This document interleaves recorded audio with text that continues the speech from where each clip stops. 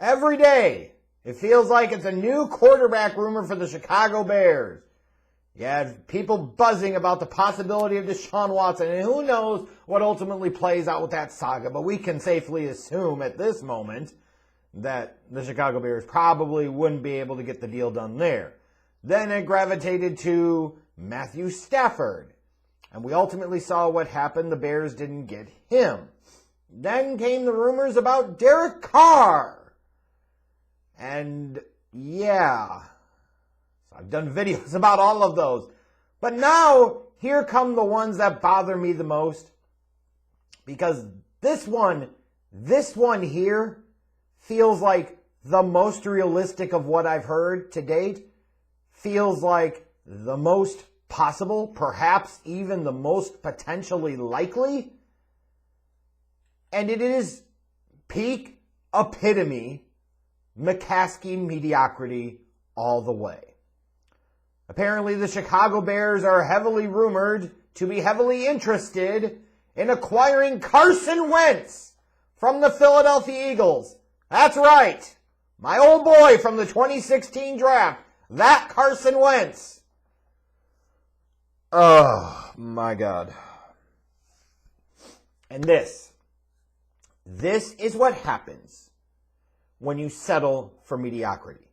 This is what happens when you let two lame ducks, a head coach and a general manager who should have already been shown the door, have another year and put an incredible urgency on them to where they are in a position where they feel like they have to make a move, they must make a move, and as a result, they will make a move that still doesn't do anything to really change the culture or landscape of Chicago Bears football.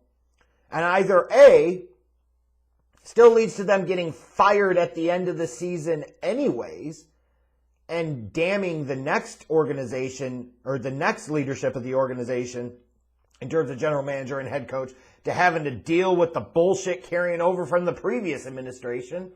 Or B, worse, you're going to see Pace and Nagy get contract extensions as a result. The true ultimate nightmare scenario. It'd be one thing if you were bringing in Carson Wentz off the street and he was a free agent and you threw him kind of like a middling contract offer where all the money was basically tied up in year one. Like, that's one thing. It's costing you money. It's costing you potential other flexibility in terms of the salary cap, but won't be something that potentially sinks your organization for years. Oh, but not when it comes to Ryan Pace.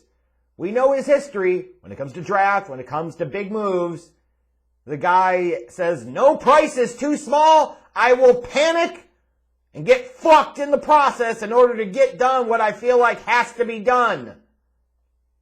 So God only knows what we're talking about here is a potential price for them acquiring Carson Wentz. And here's where I struggle to understand. If you're going to make a big splashy move, then at least go make a big splashy move for a big splashy quarterback. If you're talking about giving up the first round pick this year, 20, and other picks, like maybe a future second and third round pick or a second and fourth round pick, something like that, then why not just up the price more and actually go get an elite quarterback like Deshaun Watson? Or, if you're going to sit there and insist on trading for a quarterback, why not put yourself in a situation where you could go get somebody who's even more devalued in a situation like Sam Darnold with the Jets? You don't have to give up a first round pick to get him. There ain't no way in hell the Jets will be able to get that. Like, at least do that. Of course, I don't support that either, but this is the ultimate damned if you do, damned if you don't situation. And leave it to the mediocrity of the McCaskey way down there at Hallis Hall to put themselves in this type of position. Basically, what you're going to do is you're going to give the Philadelphia Eagles massive salary cap relief for the next several years, and you're going to clear the way so that way they can start the young quarterback that they took in the second round last year that you didn't because you wanted to draft a fucking lumbering, mediocre speed tight end in Cole Kmet. Does that make any fucking sense whatsoever? Like, this is where the lack of consistent investment in the quarterback position really comes back to bite the Bears organization in the ass. Instead of spending that 43rd overall pick on Jalen Hurts last year, and now coming into a situation where they could give Hurts a shot in 2021 and see what the hell he's got and not have to potentially sell the farm or suffer significant draft pick capital impacts trying to address that position, they didn't draft him in the second round last year. The Philadelphia Eagles did because the Bears passed on him. And now you're potentially helping the Eagles by bailing them out and allowing them to start the kid so he can make a fraction of the salary at the position for probably equivalent or better performance than Carson Wentz.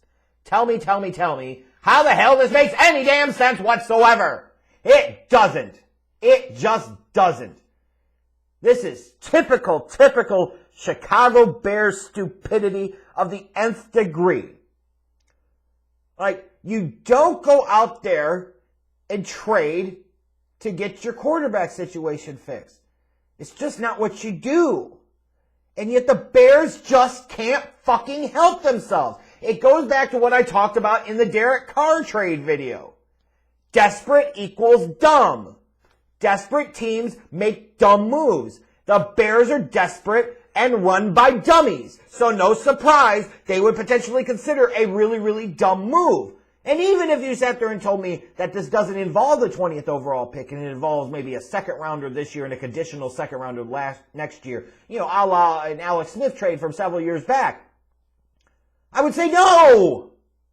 You're still giving up premium picks for a team that has some salary cap perils and salary cap challenges and needs other things on their team. They are not a quarterback away, and let's stop pretending they are a quarterback away. And they certainly aren't just a quarterback away if the quarterback they're going to fucking acquire is potentially Carson Wentz. You want to bring in this guy who had significant serious regression last year, to the point that they even opened up the possibility for them to play Jalen Hurts and want to play Jalen Hurts. You want to bring in a guy in Carson Wentz who has started 16 games exactly twice in his career. That was his rookie year, and then frickin' last year, at 2019 season. And wouldn't you know, he got hurt in the freaking playoff game against Seattle. Like, the dude has an injury history. He regressed mightily. And we're talking about the Bears might have to potentially give up the 20th pick in any particular type of package to take him on? What fucking planet is Pace living on? What the hell are the Chicago Bears smoking? And then, not to mention, the fact that they could potentially allow themselves to either A, get into a bidding war with the Colts, or B, because it's Ryan Pace, certainly possible based off of this dumb dick's history, in a bidding war against themselves. It will massively overpay for the right to take on Carson Wentz's ridiculous contract over the next several years. And why this move matters, and why this move is significant, and why this move would be even worse, let's say, than trading for a Derek Carr. At least for Derek Carr, his contract is significantly less, and for a shorter period of time. In a couple of years, you can potentially get out of it. But Carson Wentz? No. You're taking on a big deal, a damn big deal as the way it's currently constructed for the next several years that you realistically can't get out of. Like this year, if you trade for him, he's counting close to $30 million or so on the salary cap. 2022, he's a $36 million cap hit or so. And if you're thinking about, a $31 million cap hit, and if you're thinking about releasing him or doing something else, it's almost a $25 million dead cap. So you're tied to him for sure for 2 years. And even when he gets to 2023, talk about north of $35 million cap hit, $15 million in dead cap. So you are basically tying yourself to Carson Wentz for the next 3 years. When the team that gave up a shit ton to go up and draft him in 2016 is ready to move on from him after a small sampling of Jalen Hurts for a second round pick for a couple of games. Again, one of the most important questions to ask to prevent desperate teams from making really dumb decisions is ask yourself, why?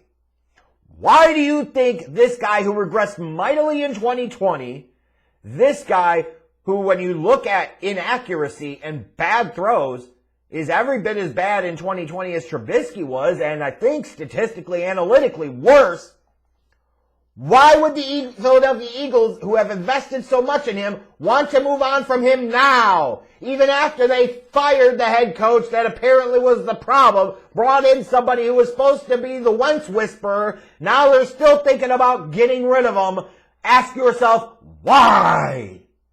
It's that most important fundamental question that the Chicago Bears did not ask themselves, Ayatollah Angelo and the like, back in 2009 when they made that dumb dick deal that really sunk the franchise and they never really recovered from the depths of it by trading for Jay Cutler. And at least then at that time you could say with Jay Cutler, after his third season, he had thrown for 4,000 freaking yards in a season. He had made the Pro Bowl. He was showing potential progression, not regression. Now you're sitting there and buying high on a low performer. That makes no fucking sense.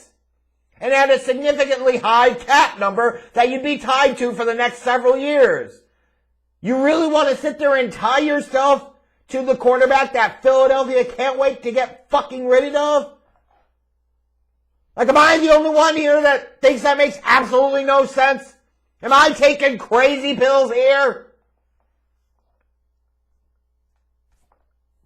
I mean, good Christ. And when you look at the numbers, like, his yards per attempt were atrocious. And you could blame other things like, oh, his offensive line had injuries and issues and his receiving core was not good and da. Well, the Bears' offense isn't exactly loaded. They are certainly far from perfect. The only thing that Carson Wentz led the league in last year were two categories. Disappointment and anger of a fan base and interceptions. And he didn't even play all 16 games.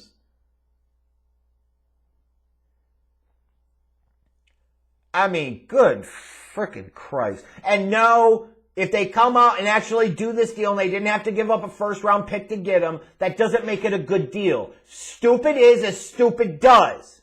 The whole fundamental premise of the Bears trading for Carson Wentz is stupid. The price is independent of that conversation. The price that you find out they would potentially pay only makes it more idiotic. The only way you can potentially excuse and justify this is if the Bears didn't have to give up the 20th overall pick in this year's draft, and because of having to take on that fucking albatross of a Wentz contract, they got a future first rounder. And that's the only way you can make that argument of justification, and even then it's incredibly weak sauce. Weak sauce!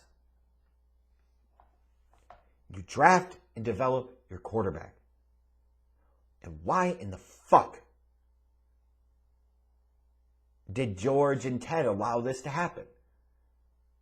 Because they don't know what the hell they're doing, so they don't have confidence that they can bring in the right people because they're the fucking problem. So that way they exacerbate the problem throughout the organization and allow a clown like Ryan Pace, who has screwed up multiple times at the quarterback position, see Mike Glennon, see Mitchell Trubisky, see Nick Foles, who has failed to consistently invest in the draft in the quarterback position, even though he knew consistently he did not have the answer at the position, now has put himself in a situation because of that lack of investment, as evidenced by the Jalen Hurts example, to now they have to tie up even more draft picks and more money into the position to get a non-elite, non-franchise guy.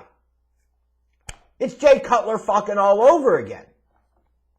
Tell me how this is any different, other than what I already pointed out, which was at least at the time that the Bears made the trade for Cutler, he had a good season in 2008 in Denver. He looked like there was still some upside to be had, but the most important fundamental question of all, that should have been asked then, that needs to be asked now, is why are the teams that traded up to get these guys, if you remember the Broncos, back in that 2006 draft, they traded up from 15 to 11 with the Rams, I believe it was. So they traded up and invested a little bit more to go get Cutler. After 3 years, they were ready to move on. And you could think that's entirely Josh McDaniels. That ain't the only reason, I promise you. Why did they want to trade him? Now, over a decade later, are we going to fail to learn from the past here? The Eagles putting Wentz on the market should tell you something. A year ago, they tied themselves to him for years for a shit ton of money. A year later, they're trying to get out of that decision and that mistake. And now you think magically the Chicago Bears of all damn teams are going to be the right place for this Carson Wentz reclamation project to go on? So that way we can damn ourselves for the next several years trying to justify the price that Pace gave up to get this dude? Fuck off. No. No to Carson Wentz. No to trading for these damn scrub middle tier average NFL quarterbacks. It's going to screw us up for years. Stop it.